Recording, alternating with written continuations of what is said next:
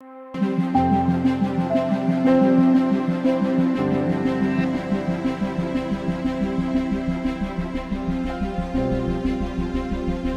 right, welcome back to another episode of the Player B podcast. My name is Marcus Mercer.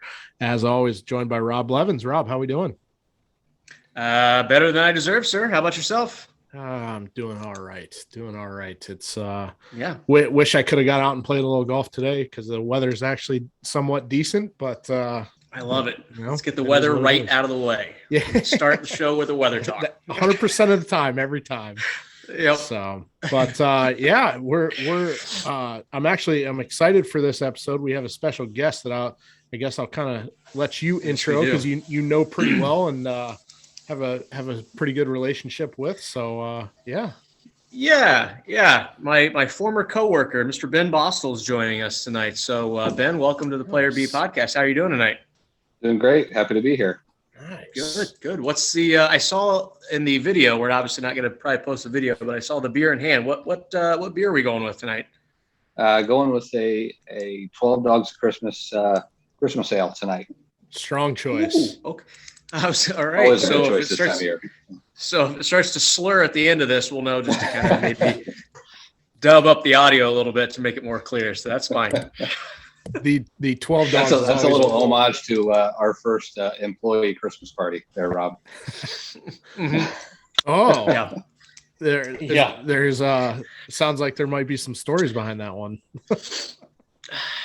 Once we hit record to stop, we can do this.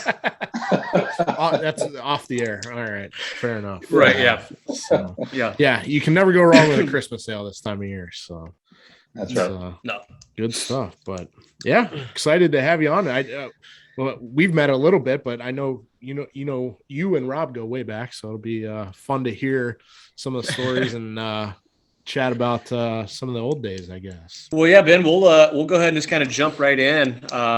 We'll kind of start with the typical stuff. Kind of what's your background in golf, where you're from, that kind of thing. Obviously, I'm familiar with it. Marcus probably isn't as much, and the listeners are not. So kind of give us the little intro into Ben Bastel. What made you grab a club? So I grew up around it. Originally from Northwest Ohio, Upper Sandusky. So we always used to say, we describe it as up there, over there, or down there, depending on where you're coming from. We're kind of out in the middle of nowhere. I grew up in a golf course. My family owns Worthington Hills Golf Club right off Route 23 and 330 now, east of 23 there in Upper. It's been in the family since the 30s. It was built in 1927, and I am, I guess, fourth generation there. My dad's still running it, so that was my upbringing. I've been around it forever. And then I grew up playing a lot, so a lot of competitive golf, and then played through high school, obviously, and then amateur ranks, and then played in college at Miami. So Rob and I share an alma mater there. Surprisingly, never met while we were at college, but no. But yeah, played at Miami, and then after school, picked up a job in Toledo at Stone Oak Country Club, working for Chuck Radeball up there. Phenomenal boss. He was really good. Taught me a lot. Tried to play mini tours in Florida, which was not surprisingly unsuccessful, and ran out of money, and here I am. So moved to Central Ohio about, I guess, 9-10 years ago now. 8, 9, 10 years, something like whatever it is. A decade ago. And been at Worthington Hills for about 8 years now. 8 years total. So wow, nice. 8 years. Holy smokes. Yeah, that's tenure in the assistant golf professional world. It really is. Yeah, I was like, that's impressive. I knew it was a while. I knew you were approaching double digits, but yeah, 8 years. That's impressive. We obviously, I mean, you and I started quite literally the exact same date out there, so it was pretty wild. You got a pretty nice honor. It was a few weeks ago. It was a ceremony we saw. Yeah. We kind of obviously follow you on social media, but you got the Southern Ohio PGA Assistant of the Year? Or was it just the entire Ohio? Southern Ohio. Yep. Southern Ohio Okay. PGA section. Yeah. So we have two sections in Ohio, Northern Ohio, Southern Ohio, and it's split basically right on the north side of Columbus there. So yeah, funny. I actually won the award last year. That's right. Back to back. 20, but yeah, I wish, right? But obviously everything was messed up last year, so never actually got to eat the dinner. So got to eat the dinner this year and had a nice little presentation. It was pretty cool because you had winners from 2 years, and they did a really nice job. It was down at NCR. Down in Dayton, which is a phenomenal facility, really awesome place. Yeah. So yeah, it was a blast. The whole event was. So. We had Hung Chow on GM of Virtues. We talk about Virtues, I feel like every episode at some point on here, but he played in some of the Asian mini tours and had, he had some funny stories, but I guess maybe, tell us a little bit about what those tournaments are like, because I hear stories about guys sleeping in their cars and eating PB&Js and stuff like that to just make sure they have enough money for entry fees and all that kind of stuff. But I mean, is that realistic? Is that how it is, or is that kind of built up to just be a little bit glamorized? Yes and no. For guys like me, I mean, playing at Miami and not overly successful. Played in a lot of events there, and I feel like had a decent career in Miami, but that doesn't really, that's peanuts when you go out and play against the world, so to speak. But I mean, I was just playing in it's the Florida Professional Golf Tour, formerly the North Florida Golf Tour, which is run by the North Florida PGA section. And a guy basically picked up the tournament series and has been running it since then. And if some decent events, usually 2-day events. And it's probably bottom tier on the mini tours circuit as it would come. So that the bigger tour down there was the Hooters Tour. So Hooters Tour would be kind of all over Central Florida to Tampa, Daytona. And then Hooters also had a tour out west. So it was a bigger name, bigger tour. The Florida Professional was, I guess, where you go get your feet wet to try to do something like that, and then you move up from there, so to speak. But I had a few guys that I lived with down there. One was a teammate, actually my cousin, who went to Bowling Green, played golf at Bowling Green. He was down there with me as well, and then another guy from St. Louis, where my other buddy was from. And we had a 3-bedroom apartment. I did it for about 3 seasons, but the one season, winter season, I was down there basically full time, was about 4 months. And we roomed together. We had 3 bedrooms. I slept on an air mattress in the room with my cousin there. So super glamorous, awesome. Right. Yeah. Living the life. We had a pretty good gig set up there.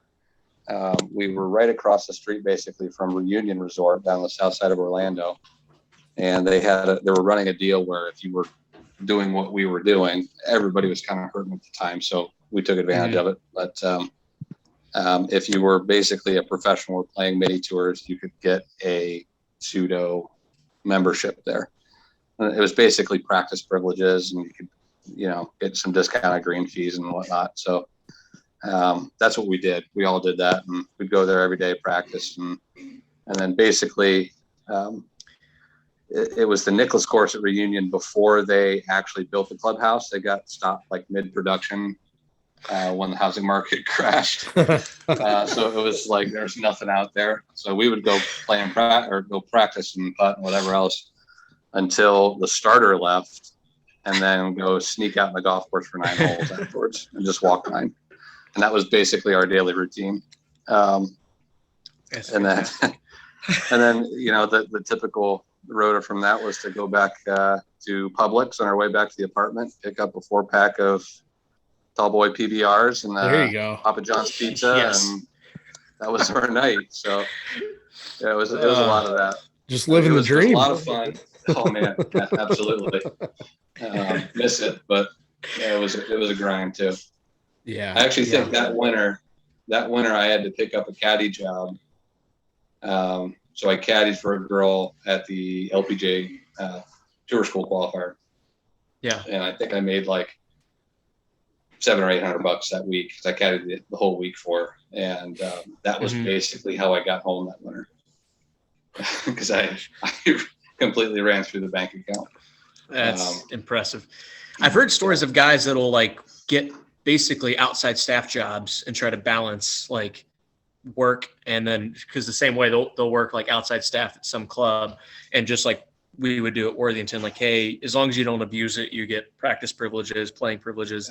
And that's kind of how, like, you guys obviously went the membership route, but I've heard of those stories. So you guys didn't do that. You just took advantage of the membership and then got the caddy job and kind of did it that way.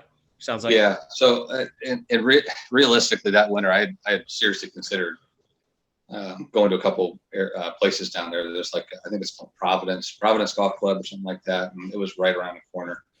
So that would have been real easy, just to go grab a job and slug some bags for a couple of months just to make some extra cash. But I had basically that summer prior saved up, and it was my last hurrah, so to speak. I was like, I'm going to save up all summer. We're going to spend all winter focusing on this. And if it doesn't work out, it doesn't work out. And here I am. I've also heard that where basically guys will go down there with like a deadline, or in your sense, like, all right, it's kind of like when you go to gamble, like here's my dollar amount. Like, if I run out, it's time to go back and figure out a different path. But that's kind of, it worked out. It worked out. We got to be coworkers for a few years. So I mean, gosh, can't get much better than that. You guys were destined to meet at Worthington Hills. Exactly. Yeah, that's right. Exactly. Yeah, without a doubt. Oh boy, that's hilarious. So basically, kind of going back to Worthington. Unless you got any other mini tour stories there you want to share. There's got to be some horror stories, Ben, that you and I haven't discussed, that you obviously saved for the podcast that you knew we were going to develop years and years ago. Any like guys that like WD'd or just no showed or just like had no business being in the event itself? I always just heard the stories about guys shooting like 65 and coming in like 25th place and not making any, you go out and shoot the round of your life and it means nothing because some other guy just birdied everything you saw. There was for sure guys like that. And we played definitely some easier golf courses. It's not like we're not playing tour venues. It's basically what golf course wants to pick up 2 days of, 5 hours of tee times to have us go play there. So, but yeah, you get it all over the board. You get guys that are shooting 82 that have no right being there, and they're pissed off with the way they're playing because they think they should be shooting 65, and you get the other end of the spectrum where it's like we had. I'm trying to remember the name. I'm completely blanking on it. He finally actually made it out to the tour. But he would show up to these events and he'd play in maybe 2 or 3 of them over the winter in kind of that Ormond Beach, Daytona area on the East Coast, Florida there. And he'd just completely lap the field because he'd show up in saddle shoes and cargo shorts and an untucked shirt by the time he's done, and fire 63, 64 and win by 5. I love this guy. That's impressive. Yeah, that's impressive. I mean, but it was one of those things where it's like he'd come out and he'd shoot in the 120s in these events, and then he would go to Q school and scrape through Q school and then miss every cut he played in for the longest time until he finally made it and got out there and had some decent seasons. But there's guys grinding like that all the time. And then there's guys that shouldn't be grinding that just need to find a day job. It's all over the board. When you said guys shooting 82, Rob and I the last, year or two, there's always the Monday qualifier at Golf Club of Dublin for the Memorial. And I think both of us have been sending screenshots of like the guys that finish in DFL and they're like 84. And it's like, what are we doing? I'm like, yeah. And that's just, I think that is just to get into the actual Monday qualifier. Right. That's the pre-qualifier. Oh, yeah, you're right. Yeah. So not like, even the Monday qualifier. So enjoy going out to Golf Club of Dublin, lighting it up for the 66. And then hopefully you still got it when you go play, Jack's place. Cause then you're really going to get lapped. Because imagine sitting on the first tee going, how'd you get in? Qualified at Golf Club of Dublin. Never heard of it. And it's just like, yeah, I think I've seen it before. I always find it hilarious that they do it there. I get that it's within vicinity of Muirfield, but it's like they're not even compared. Like it's not the same test. Yeah, yeah. There's a lot of courses near Muirfield that they could probably get away with doing a pre-qualifier on. But hey, kudos to Golf Club of Dublin.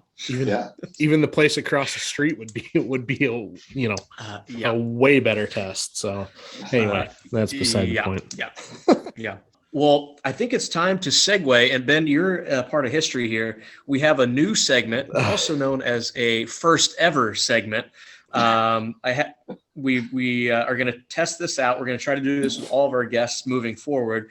I had a really great name for this. We won't discuss what it was, but Marcus told me that we can't use it, probably because of copyright issues. So what my thought was, middle of this interview, we're going to do at the turn. We're going to do a quick rapid fire of about 9 questions. They're short answer, Ben. So, you're a Miami grad. You should be able to handle that. So I'm just going to rip through them. And then you just say whatever comes to mind. You ready?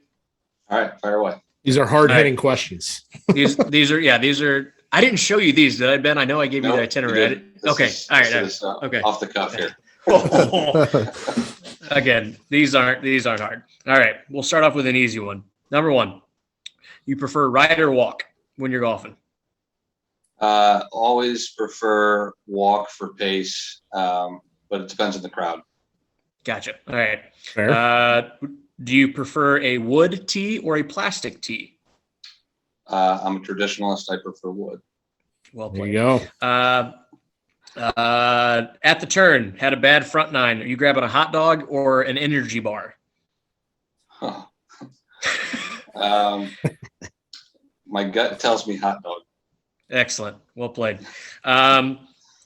What are you most comfortable? Are you doing a bump and run around the green, or are you doing a Flopodopoulos? I'd rather get it in the ground, probably, in most cases. I like that. So bump and run. All right. On the golf course, music or no music? Always music if I can. Unless it's competitive golf, then I don't like to hear it. Yeah. All right. Hoodies on the golf course, yes or no? This is an interesting one for any Worthington Hills members listening right now, because this is in constant discussion. But I would say no preference if it's stylish, I guess. Yeah. If it's tasteful. I like it.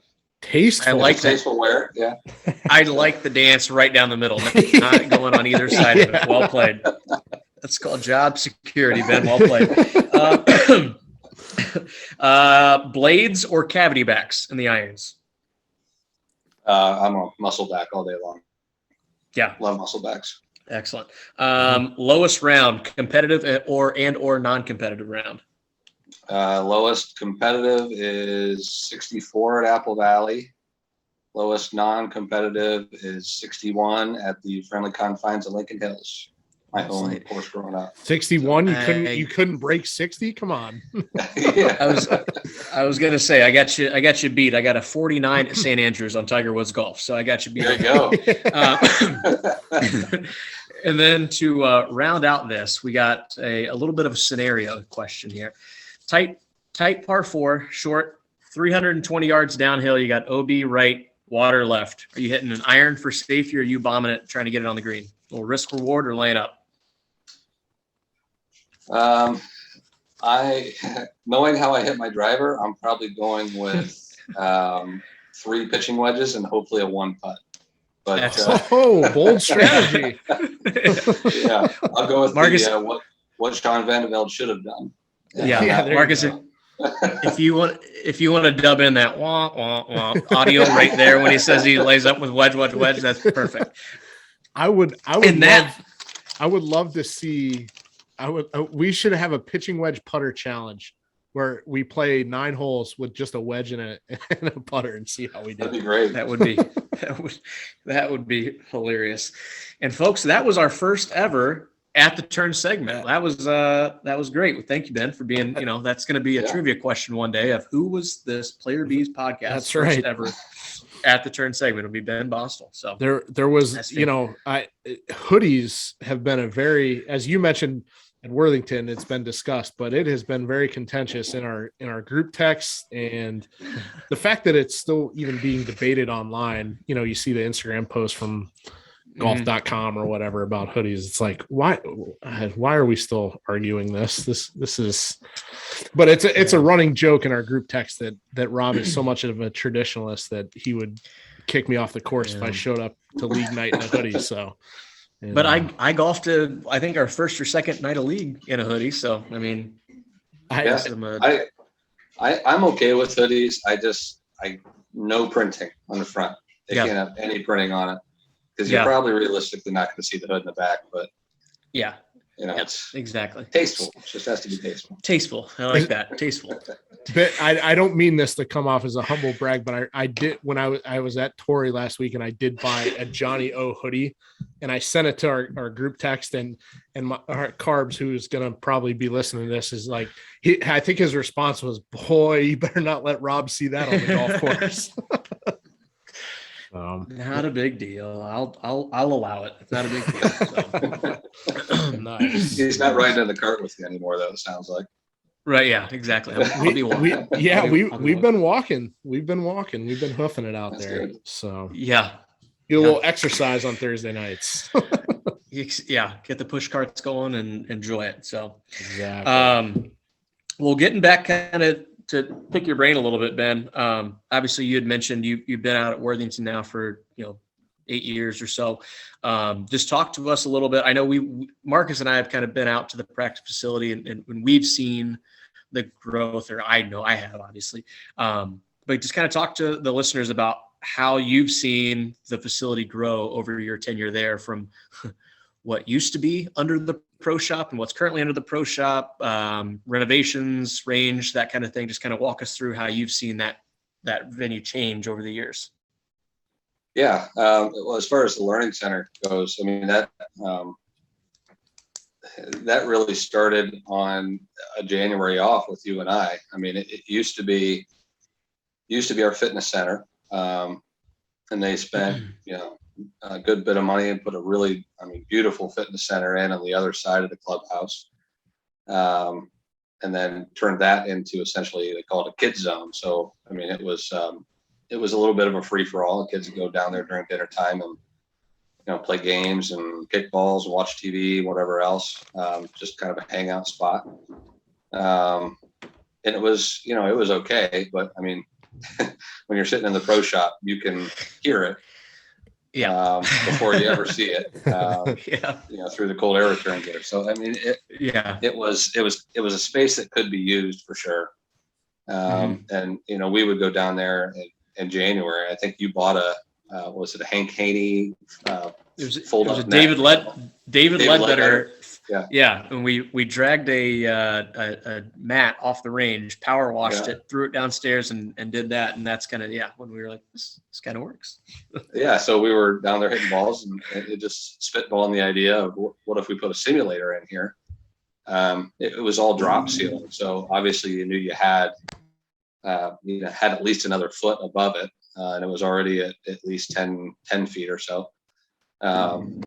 So we kind of came up with an idea and pitched it to Brian, our head pro at the time, and he was on board with it. Just said, run with it, and then I'll present it to the powers that be and see what takes. And that's kind of how it started. We came up with kind of an idea that we wanted a learning center. So we had one hitting bay, Still weren't sure what company we would use or anything like that, but we had an idea for one hitting bay, potentially a second bay with just a net, and then we had a repair area down there, club repair. So we had pretty much full service club repair on the one end of it. They kept the other area as a kids zone, and when they presented it to the board, we kind of come up with some kind of an ROI on it. What's our break even? What does our rate structure look like? There's a lot of things that we went through when we first put it in, and then when we did put it in, TrackMan came in and did everything. The board was really on board with it as far as putting it in, and TrackMan basically came in and quoted us and installed our cage, our screen. Obviously, we had TrackMan involved, the computer, projector, the whole 9 yards. And we renovated the space to kind of fit. So I think altogether there was, we probably had maybe $75,000 or $80,000 in that first investment when we put it in, which, considering they're $50,000 to $60,000 just to get one bay in a house right now. So yeah. Did you hear that, Marcus? That's a going rate for your garage. So just in my 3-bedroom condo that I own, it probably got room for it somewhere. Yeah. You can get creative with it. So yeah. I think probably the best story from building it the first time around was when they took the drop ceiling out. So our maintenance guys came in and they took all the drop ceiling out, and when they did, I think they pulled upwards of 20 or 30 kickballs out of the drop ceiling. So it's like, this kid zone was like I said, it was a free for all, and that really confirmed it for us. It was pretty chaotic. So check the budget, see how much money you spent on kickballs over those years. Right. Exactly. Yeah. Exactly. For those kids down there, it was like out of sight, out of mind. Like, let's just let them go downstairs and mom and dad can eat and drink at the club and have a good time. All the while we're sitting here just like, oh my gosh, kids, like just screaming. But that's funny. Well, but it worked out. I was going to say, Rob mentioned it. We were down there, and Rob's been there a few times hitting balls and working with you. But as a teaching pro, that has to open up a lot of opportunities for you that maybe you didn't have during the off season. I would assume. Is that something members are taking advantage of, and you're doing lessons throughout the winter, whereas maybe that slowed down for you during the traditional off season? Yeah, so for sure it would have slowed down before. Previously we had closed the range at the end of October. November 1, our range was usually closed. So teaching was done unless we went somewhere else to do it. So that for sure opened it up. It's been interesting to see kind of the seasonal changes to it.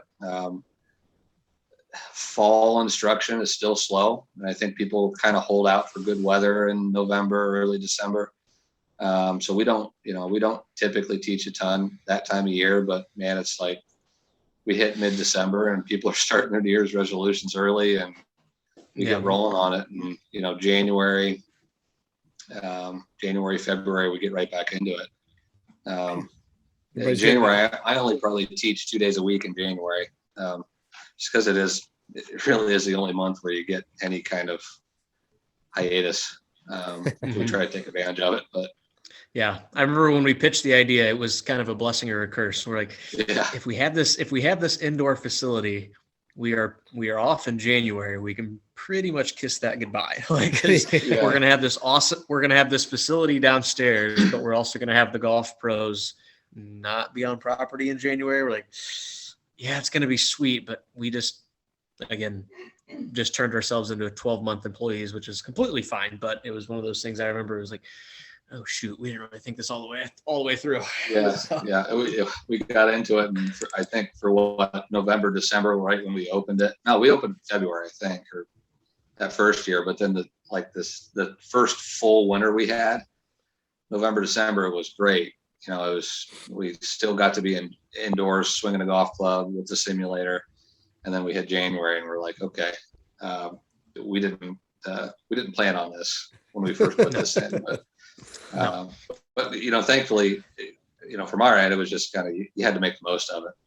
If you have an opportunity to teach and make a little extra cash in the wintertime, you got to take advantage of it. So, well, kind of to build on that, obviously, you have a little, platform yourself with benbastelgolf.com.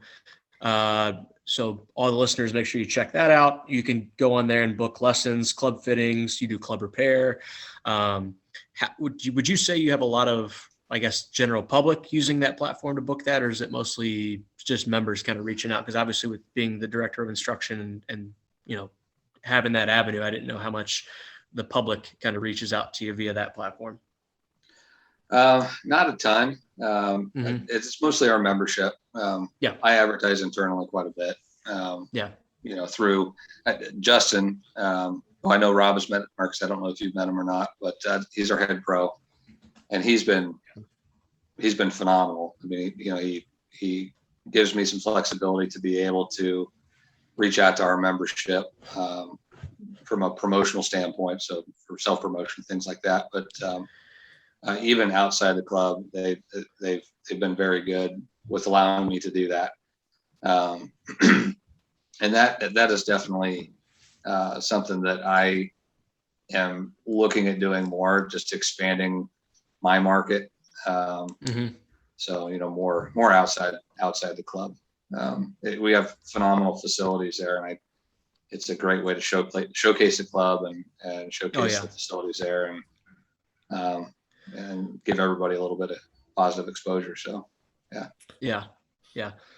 One of the things I was going to ask about that, so you're reaching out to, members are coming to you and saying, hey, I want to have you take a look at my swing, want to get some lessons, that kind of thing. What is is there one thing or kind of an outline of things that you're kind of a checklist, I should say, that you're looking at when a member comes in for their first lessons that, if you haven't seen them swing before, are you looking at, going right down the list, or are you having them swing a few times, taking a look and like, okay, here's where we need to start, that kind of thing? Where do you start with a new member, new lesson type of thing?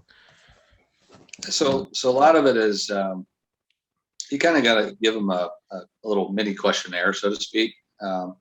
And sometimes, depending on who it is, I have a questionnaire that I will send out and just say, what are you interested in working on? What are your goals?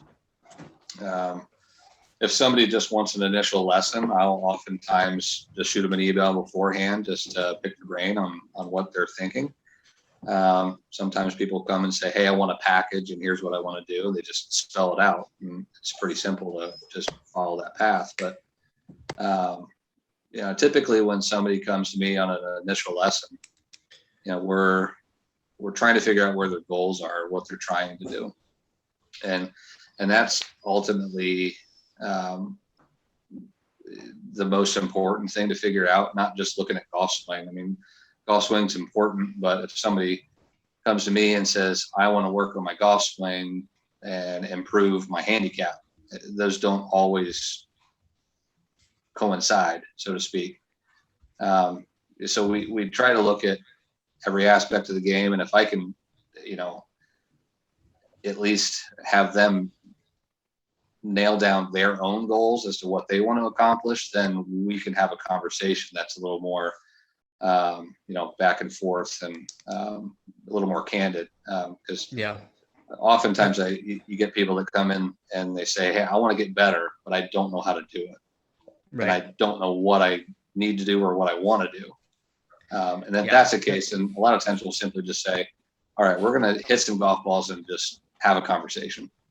And when we do that, then usually their goals kind of self-manifest, I guess, if you want to call it that. Yeah. So, well, because I'm sure how many times have you gotten the, what are your goals? Well, I want to be more consistent.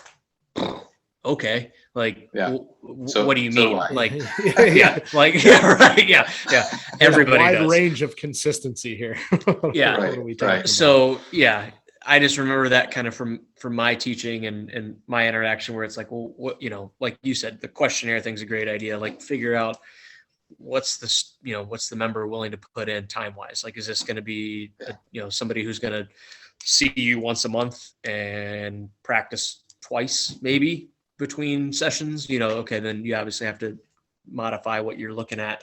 But yeah, like if someone just comes to you and says, I want to get more consistent, it's like, okay, to your point, it's like either answer the questionnaire or just let's hit some balls. And then you just kind of ask them questions of like, is that a typical miss, or is that what right. Do you like that ball flight kind of thing? So and a lot of it is just really asking why and what, you can just keep asking them questions. There's I just recently read a book, and there was not even related to golf, but they were talking about the founder of Toyota. The guy's last name was Toyota, and before he founded the car company, he founded another company that he was really known for, and he had mentioned that if something is if you're trying to figure something out, you need to ask yourself why at least 5 times. So you're going down the rabbit hole to try to figure out either what the root cause of you being here is, or what you're really trying to get out of it. And you just got to ask a lot of questions more than anything. So it makes a lot of sense, because I would imagine you're going to approach your evaluation or what you're trying to convey to that quote unquote student differently if they come to you saying, I want to break 80 for the, I want to get to the point where I can break 80, versus somebody that's coming in saying, hey, my miss is a slice and I can't get rid of it. How do I fix that? You're probably approaching those different lessons. Absolutely. I would think. Absolutely. So that makes sense. And in both of those cases, that's great to know, though. I mean, if somebody says, right. I slice it like crazy and I want to stop doing it, that's great. Now we know what we need to do. If somebody says, I want to break 80, then the first question is, why don't you break 80? And then we can start to dive into it. So, there's probably 100 things on that checklist that would lead. Right. You're like, well, where do I start? So that's funny. That's funny. Yeah.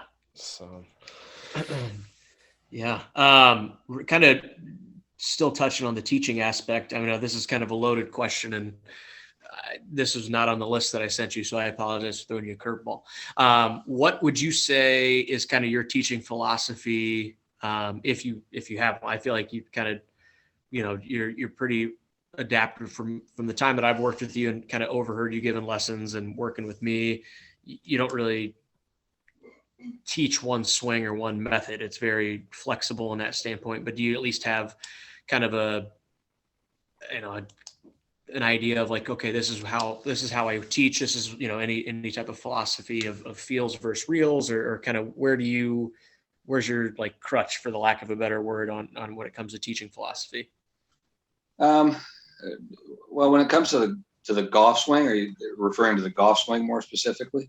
Yeah. Just kind of like what, what do you feels, what are, your building blocks of what obviously there's fundamentals everywhere, but what do you value most, or what do you say, like, this is definitely something that you need to be working on regardless of your skill level, as a starting point?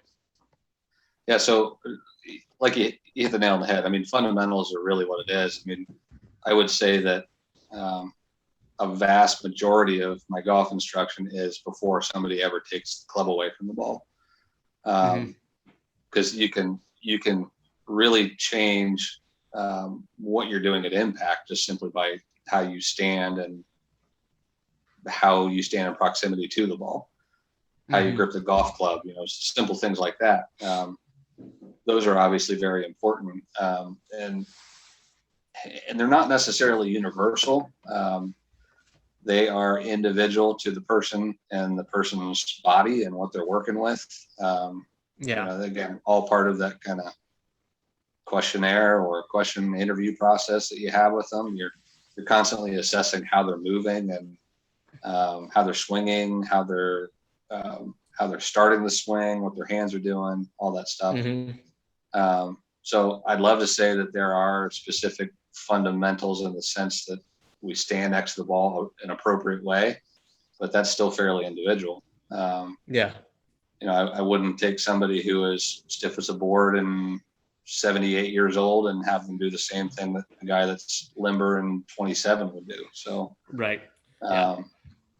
But I think the big thing that, I think all real good instructors do, but I think it's just important to look at is that in a lot of cases, I'll look at kind of impact and out, so to speak. So like I'll look at how somebody's striking the ball, and then I'll work backwards from there to an extent. I mean, as much as you can. So like if somebody's constantly striking it a certain way, there's a way to essentially trace it back to how it began. And that could be set up. It could be ball position. It could be rotation. It could be something as simple as a physical ailment, like lack of flexibility or something like that. So I've always been one to say like impact is the most important.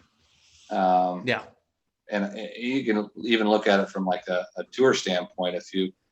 If you take a guy like Jim Furyk, you'd never think that guy would be as good as he is.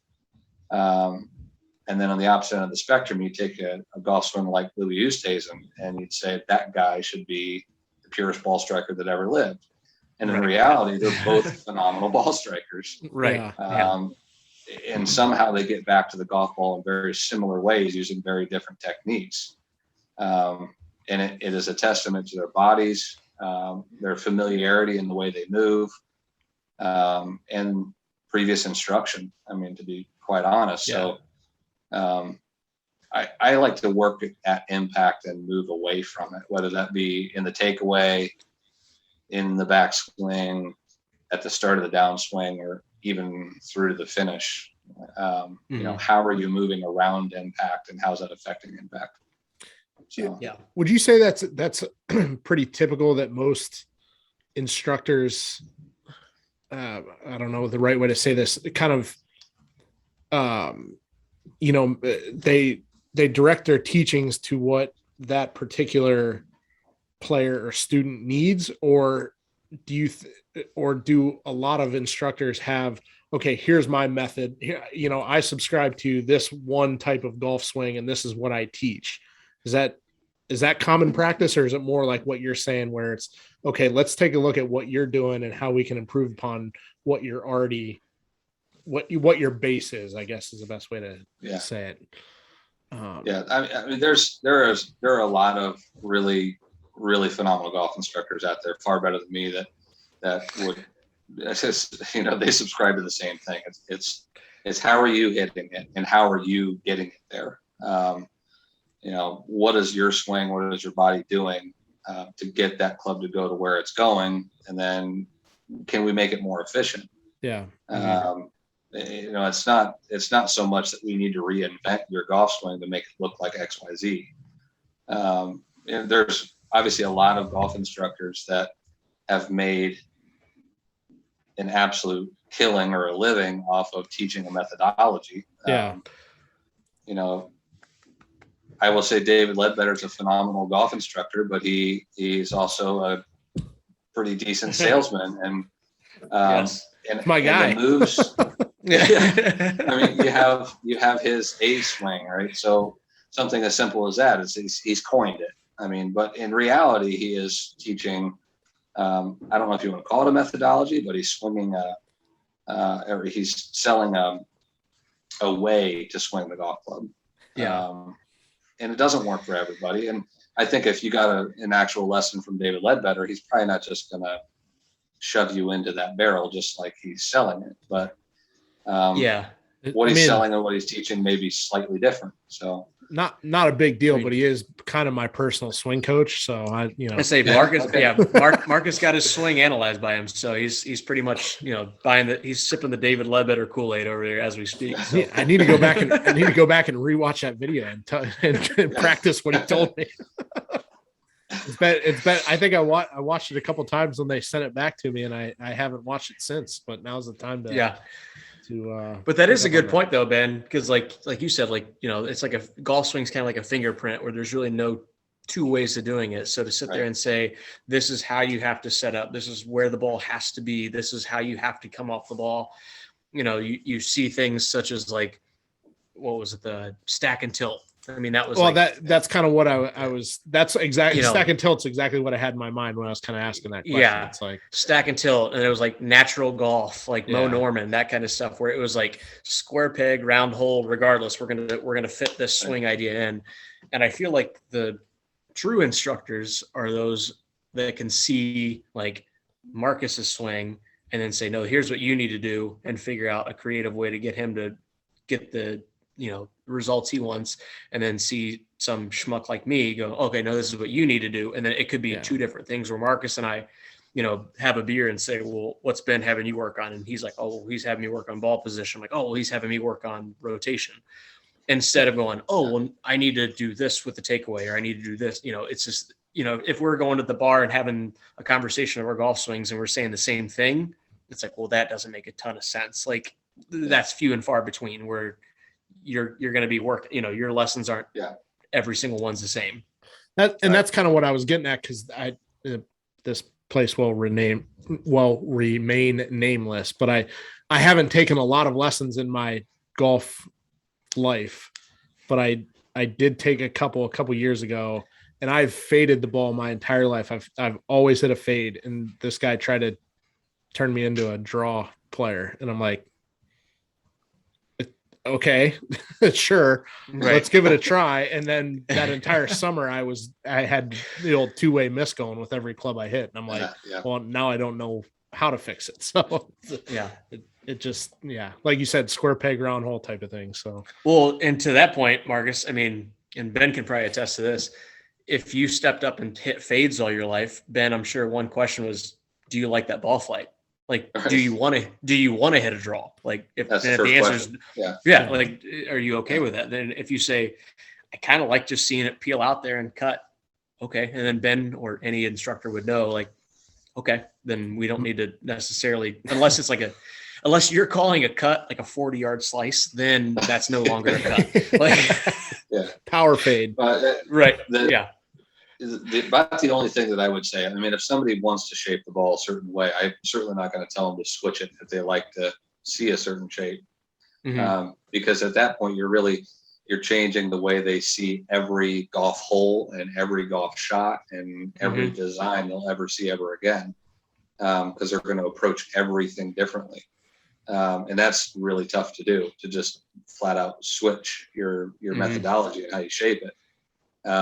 Well, that's what threw me off the most is all of a sudden he had me trying to hit a draw, which you have to align differently, where your starting points and all that stuff. And I was like, well, I'm not used to aiming over there.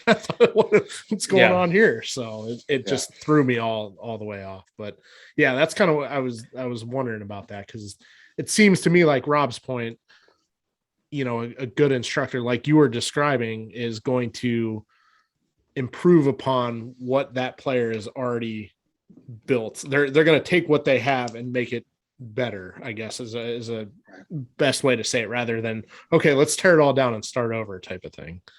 Right. One last thing I got, unless we kind of keep spitballing and seeing how far this goes.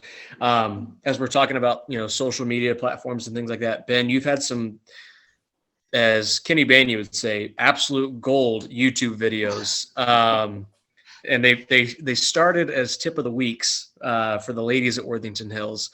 And I remember when I was there, I ran a year or two, I had the ladies leagues, and I would just send out simple little email tips. And you obviously had to one-up me after I left the business. So walk us through kind of how that started, how that's grown, because if you're not familiar with them, for the listeners, check it out on YouTube. You have some obviously good instructional videos, winter tips, things like that, but you also have some pretty comical tips of the week and things like that. So kind of walk us through how that's progressed over the year and where that came up with. So when we first started that was Justin basically sat with our ladies golf committee. We have a ladies golf committee at Worthington Hills, and they were looking for the tips of the week, which we had, like you said, we had done before, but we were trying to find a way to make it less boring. I mean, for lack of a better term. I mean, it was. Yeah, sorry. Shots fired. It's not so much that it was boring. It was just simply. It was just another email. Yeah. Yeah. It was. I guess it had kind of run its course. I mean, for lack of a better term, we've been doing tips of the week for a long time. Yeah. And we wanted to find a way to make it more entertaining for everyone watching. So, when we first started it was we did 4 videos right up front, and it was right at the start of the season. We were going to do 1 a week. So we send out pairings to our ladies before the event so that everybody knows what's going on, when they're playing, who they're playing with, all that. And we send the tips of the week out with the email that we send out with the pairings. And then that kind of evolved as we got busier. So initially, Justin and I shot the videos together, and we do a little back and forth. And as we evolved it over the summer, my schedule was more flexible than Justin's. He's getting pulled all over the place. So so I basically just kind of took it upon myself to just film them and continue the ball rolling on it. And it was one of those things like, I hate seeing myself on camera. I hate listening to myself. So I had to make it more entertaining in any way possible, even if it was just more entertaining to film them. So I'd kind of like script it, and it got really fun when I started to throw like mini alter egos in, like my caddy, and I brought in right at the end of the fall the backwards hat, golfer jabroni guy, with the giant shades, and then I think my last one of the year was that's where I brought that guy in, the shades guy, my fireside chat. And I kind of slowed down after that because our ladies golf had slowed down, our events had slowed down. I still post occasional videos, but it really kind of evolved to the point where it kind of got fun coming up with different ways to do it. To try to make it funny and fun. And I got a ton of positive feedback from our membership on it, and just kind of, because it was always it was always like funny, but it was also like educational, where it was like you did some with like how to basically if you bring a guest to a country club, like where there's like there's not going to be, I don't think there's going to be members that come up specifically and be like, hey, what do I need to do? But it's like funny that you had a video like that where it's like, oh no, this is literally what you need to do, or like this is things I need to think of, like tell my guest here's a dress code, or hey, when you get there, here's where you check in, that kind of thing. So it's like, oh, that's hilarious, but it's actually, you kind of walk away going, oh yeah, that kind of makes sense, or I can use a piece of that. And so it was, I saw that and I was always like watching it, just cracking up. So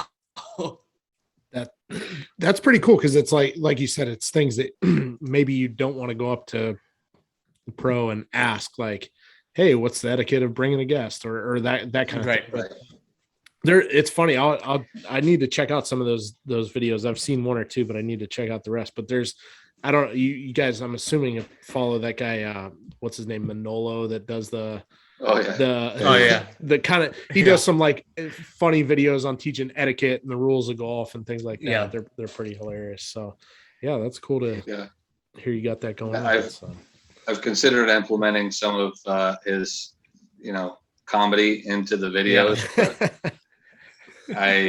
it's not as tasteful as I was thinking I had to make the videos. So I had to be careful with that one. But. A little different avenue that he's reaching out to versus what you're reaching out to. So it's funny and informational. So absolutely. I was going to have one last little thing, just kind of touching base with Ben. Obviously, us recreational golfers, amateur golfers, this is the time that we're working on our swings here in Ohio.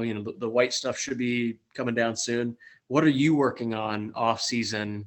It might just be a simple unplug and get away from the game because you're around it all often. But are you working on anything specific? I know that I saw I follow you on Instagram at Ben Bastel Golf, and I saw that you have you're doing a little off-season speed training. I don't know how that's going, or kind of what you're working on this off-season. I was just wondering if you're like the rest of us hacks and trying to figure something out over the winter.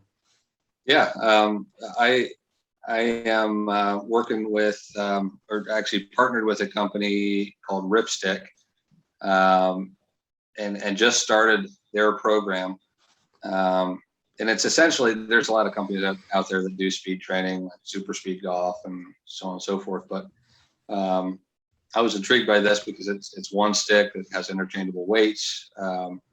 It's a product that you don't have to have 3 sticks in your golf bag. You can literally throw it in as a warm-up tool and then use it for speed training as well. And it was really, I've tried other products like that in the past and have had some success. And their product is, when I researched it, was high quality, and since I've gotten it, it really is, and it's a nice product. Yeah. And really that's kind of what I'm working on, and it's more or less, I'm 35 now, so I'm not just swinging with the same body that I was 5-10 years ago, and I'm starting to feel it. And, so just kind of going through a lot of working through flexibility, trying to increase range of motion as I feel it start to go down. And the speed training really helps as you're working with different, various weights and what you're swinging. It's kind of crazy when you work with those that, you start out at whatever club head speed you're at, and just swinging something of various speeds and forcing yourself to swing at high speeds can for sure increase speed. In the few sessions that I've had, I've noticed 2 to 3 mile per hour increases in club head speed just after a training session. But it's incremental gains that you get over time. So you might take 3 miles per hour forward and 2 back, and then 3 miles per hour forward and 2 back. But over time, you end up gaining some speed. And when I did it in the past, and as I'm already kind of feeling already, is I actually, through speed training, pick up more control than I do speed. So in other words, when I try to hit let's say I'm trying to pick up 5 yards on an iron, I get it a half club further. It's a lot easier if I know how to swing hard and in control, using the right parts of my body to be able to do that. If you're not as fast as you really could be, and then you try to pick up 5 yards, you're swinging out of your shoes to get those 5 yards. But if I know that I can step on it without losing control of the golf club or my body, then that's all I'm after. I would like to be able to have my kind of cruising speed to hit just a nice smooth shot, be a little bit higher than where it's at. And then if I want more, I don't lose it off the face of the earth to do it. So I think that's always kind of the fear, right? I feel like people think, gaining speed, they're going to be swinging uncontrollably, and their miss is going to be a lot worse than it normally would have been previously. At least that kind of seems to be the fear that people have with trying some things like that. So interesting to hear. But speaking of speed, I know Rob has been coming over there, and it sounds like you guys have been putting in a little bit of work. You may be turning him into a bomb and gouge guy. I texted him that the other day. He sent me some of the numbers he was hitting, and I was like, dude, you're going to be driver sand wedged into every one of these greens here sooner rather than later. Ben and I are working on some good things. I looked at my TrackBand reports from it was about a month ago, some flatline 8 irons to what I had on last Sunday when I was out there. And I'm carrying it 10, 12 yards further. And I'm like, all right, well, it's one thing to sit there and do that with the driver. It's I'm getting some extra roll, but it's no, that's going in the air that much further. And it's I've talked to Marcus and some other people. They're like, well, what are you working on? I'm like, well, I've discovered that I actually have a lower half of my body. And so I'm actually just using that aspect of my body in the swing. And to your point, as soon as I try to swing harder, you actually swing slower. But as soon as you actually get everything, in the correct movement and timing, and you're using your entire body, it's actually you're swinging faster, and your dispersion is still just as tight. So it's fun.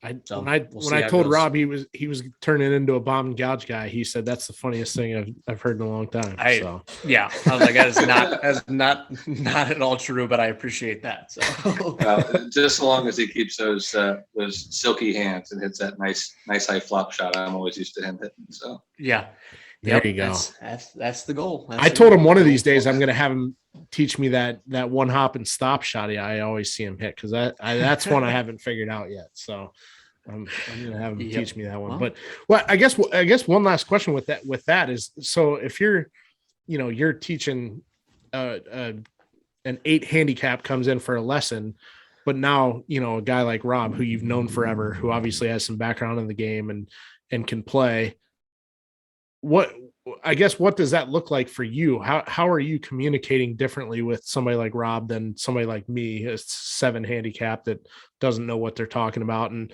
doesn't understand all the numbers that you're seeing up there on the TrackMan and all that kind of stuff? I'm sure that goes very differently for you. I would imagine.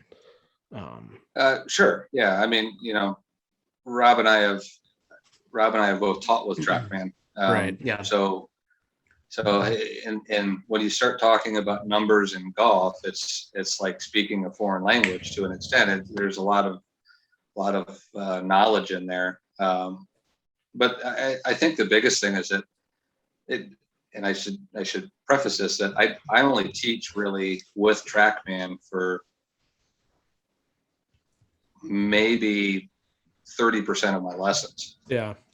So at the end of the day, when you have somebody come in and they're looking at TrackMan numbers, the key is to relate it to ball flight always. So in other words, if you hit a shot, and I always do this, if I have somebody that has never worked with launch monitor numbers before, that you'd say, okay, we're going to hit XYZ shot. I mean, your shot could be a slight fade. The key is to understand what the numbers look like in order to create the fade. And as soon as you start to wrap your head around, and I'll just use a TrackMan term, D-plane, basically it's just impact. It's what's your attack angle, what's your club path, what's your face angle, and what's your lofted impact. As soon as you start to understand what D-plane is, as TrackMan describes it, you can understand that you take a certain swing and it produces a certain ball flight, and you understand how it produces that ball flight. And that's always how I start a conversation with a lesson on TrackMan for somebody that maybe is not as familiar with it. And then from there, we figured out whether or not we're going to, be watching numbers or we're going to be watching ball flight, and then the lesson kind of progresses from there very similarly to how you would teach anybody. It's just how do you want to communicate with that individual when you're using a launch monitor. I was going to say, because it just, when I was down there the other day and you guys were working on some things, it was fascinating to hear you guys talk, because you both understand some of the terminology and the language that you were talking about, that I'm assuming you probably would speak in a different way. Is probably not the right way to say it. Makes you don't want to dumb it down or whatever, but you probably are talking to Rob very differently than you're talking to a guy like me who hasn't had that background and understand all of that stuff. So it was kind of cool to hear you. And Rob texted me and he said we nerded out there for a little bit. Yeah, so it was cool to.